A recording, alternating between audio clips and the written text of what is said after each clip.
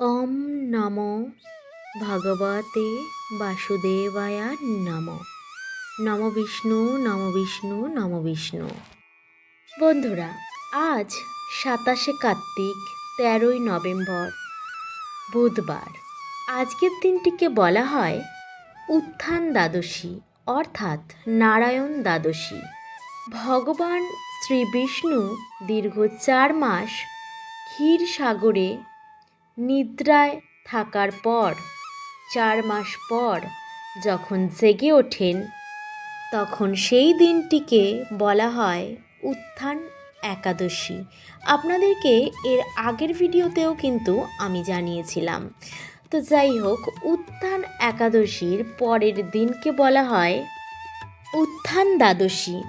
এই দিনটিতে আবার ভগবান বিষ্ণু পালনকর্তার দায়িত্ব পালন করেন। শুধু তাই নয় বন্ধুরা, এই উত্থান দ্বাদশীর দিন তুলসী দেবীর আবির্ভাব হয়।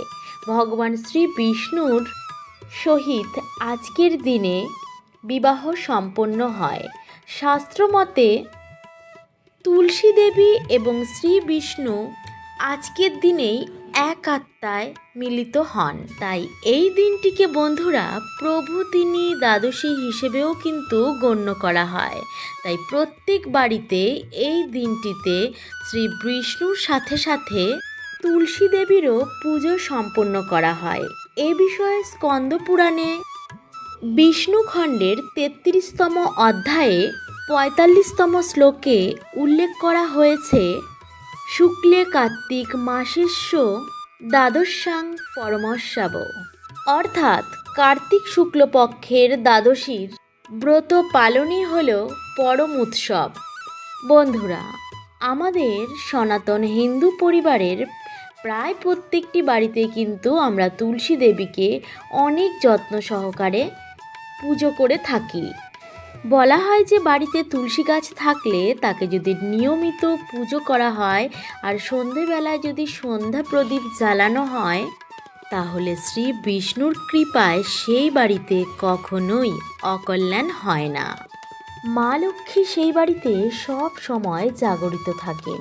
বন্ধুরা, আজ যেহেতু শ্রী বিষ্ণুর সাথে তুলসী দেবীর একাত্ম হন, তাই এই দিন উত্থান দ্বাদশীর মাহাত্ম্য কথা বা ব্রত কথাটি শ্রবণ করে সন্ধ্যাবেলায় তুলসী দেবী এবং ভগবান শ্রী বিষ্ণুর উদ্দেশ্যে যদি এই একটি জিনিস করতে পারেন, আপনার গৃহের সদা মঙ্গল হবে। জানেন তো বন্ধুরা, আজকের দিনে যদি তুলসী দেবী আর ভগবান বিষ্ণুর যদি পুজো করতে পারেন, তাহলে কিন্তু ভীষণই ভালো হয়। হ্যাঁ, আমি জানি সবার পক্ষে সবসময় পুজো করা সম্ভব হয়ে ওঠে না, তো তাদের জন্যও কিন্তু এটা করতেই পারেন। আর পুজো না করে যদি আপনি এটা করেন, তাহলে আশা করছি ঈশ্বরের কৃপায় আপনি এবং আপনার পরিবারের সকলেই ভালো থাকবে। শুরু করছি বন্ধুরা উত্থান দ্বাদশীর মাহাত্ম্য কথা। ওম শ্রী বিষ্ণু, ওম শ্রী বিষ্ণু, ওম শ্রী বিষ্ণু। ভগবান শ্রী বিষ্ণু আষাঢ় মাসের দেবশয়নী একাদশীতে নিদ্রায় যাওয়ার পর দীর্ঘ 4 মাস পর আবার উত্থান একাদশীর দিন জেগে ওঠেন।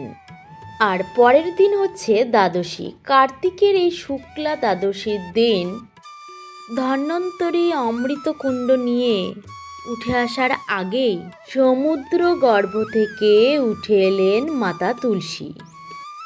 দেব আর অসুরের সম্মিলিত প্রয়াসে যে সমুদ্র মন্থন হয়েছিল, সেই সময়ই তুলসীর আবির্ভাব হয়েছিল। এইদিকে তুলসী দেবীর আবির্ভাবের পরেই সরাসরি বিষ্ণুর কাছে এসে তিনি বিবাহের ইচ্ছা প্রকাশ করেছিলেন।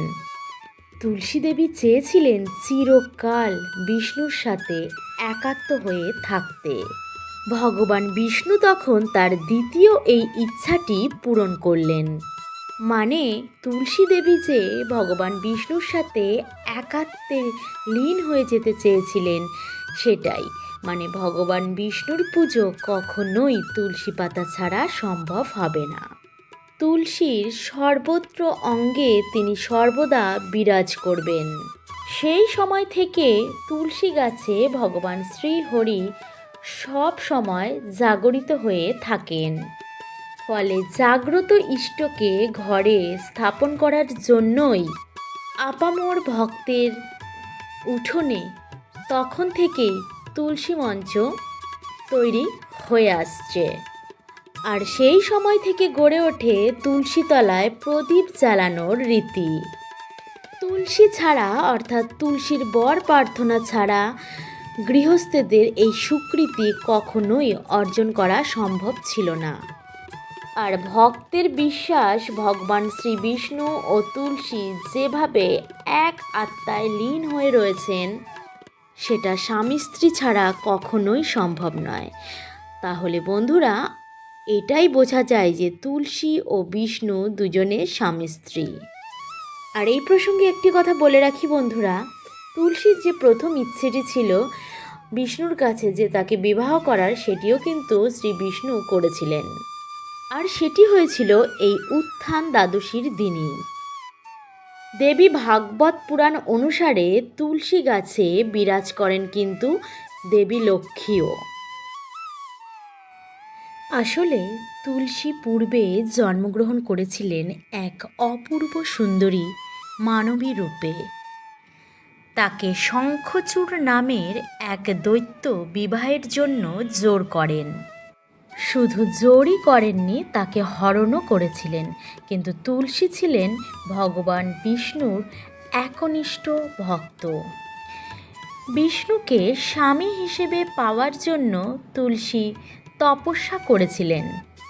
ঠিক সেই কারণেই তুলসীর আকুল প্রার্থনায় ভগবান শ্রী বিষ্ণু শঙ্খচূড়ের সাথে যুদ্ধ করতে উদ্ধত হলেন। শেষ পর্যন্ত জানেন তো বন্ধুরা কী হয়েছিল?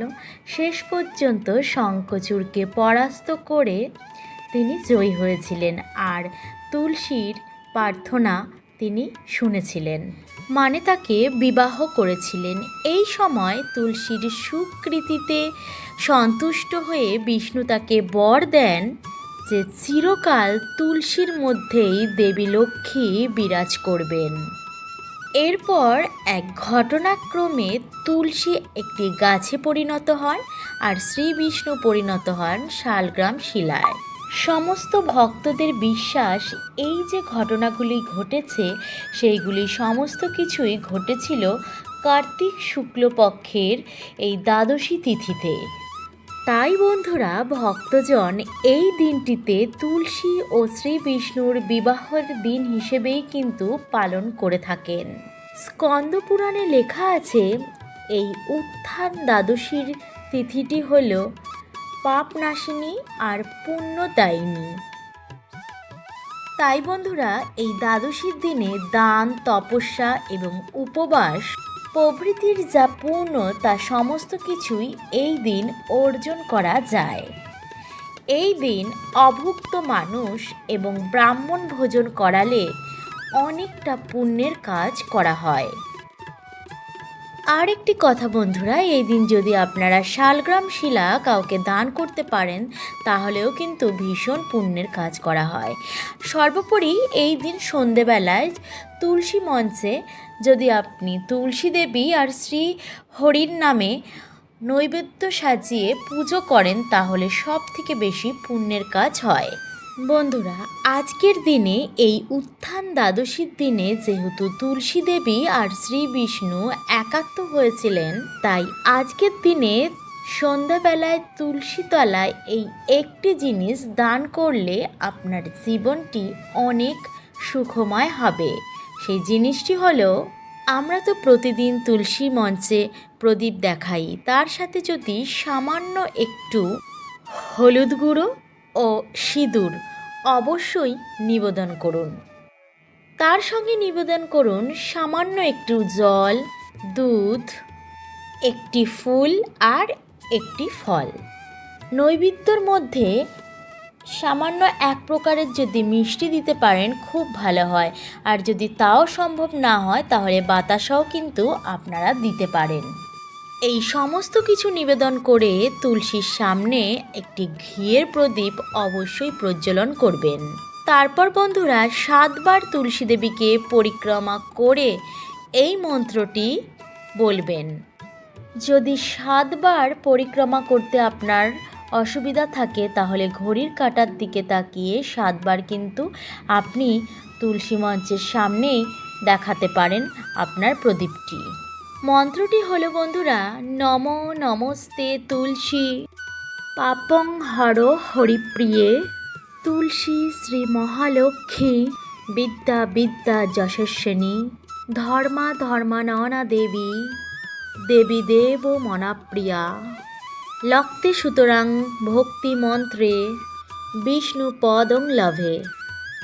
যদি মন্ত্র উচ্চারণে কারোর অসুবিধা থাকে তাহলে ভগবান শ্রী বিষ্ণু আর তুলসী মাতার কাছে ভক্তি মনে আপনি মঙ্গল প্রার্থনা করবেন, তাতেই হবে। আচ্ছা বন্ধুরা, আজকের মতো আমার ভিডিওটি এই পর্যন্তই। আপনাদের কার কেমন লাগলো অবশ্যই কিন্তু কমেন্ট করে জানাবেন। তো আবার দেখা হচ্ছে অন্য একটা নতুন পর্বে। ততক্ষণ ভালো থাকবেন, সুস্থ থাকবেন। নমস্কার।